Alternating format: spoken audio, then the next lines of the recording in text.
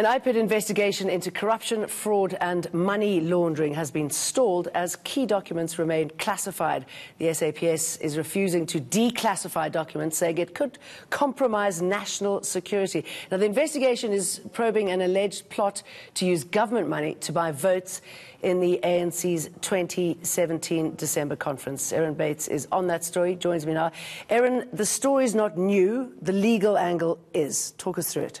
Yes, so Robert McBride of IPID filed these legal papers in December of last year in response actually to an application from a crew of top brass from the police who were opposing a subpoena that IPID had brought to call for these people to provide information. Now, the crew of top brass and the police are saying effectively this is all classified information, it's very sensitive, it pertains to national security, and they're not willing to just hand it over. IPID and Robert McBride are arguing that's a ruse, this is being used in the excuse to hold on to information that will provide detail on this alleged plot to use police money through a overblown quotation on a device to hack into cell phone communication, take that 45 million rand and pay off people at the elective conference in 2017. And what do we know is true of this story?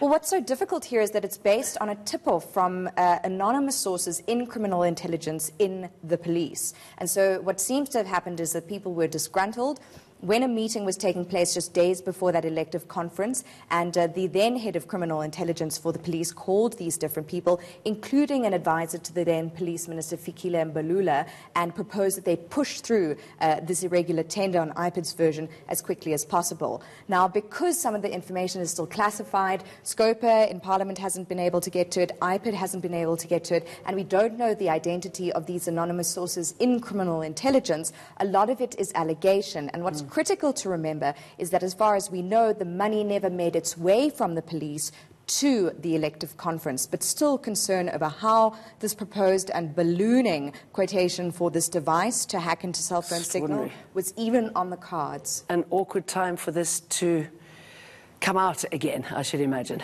Indeed, and when I approached the police for comment on this, one of the things that some of my sources said to me was, well, look at the timing. It does seem like there may be some litigation coming up in the next few weeks in connection with this investigation, and it's not only about this 45 million rand contract for that cell phone device, but other funding potentially for the NEC in 2017. But yes, certainly questions around the timing, and of course we've seen today, you know, top brass of the ANC, never mind the police, including the former and current president, trying to make nice while speaking to delegates. Some interesting reports on the crowds that we saw there too. But yes, this reminds us of how critical that 2017 conference was and how sort of divided the two camps were that are now kind of side by side and rubbing shoulders. Fascinating. Erin, thank you. Thank you.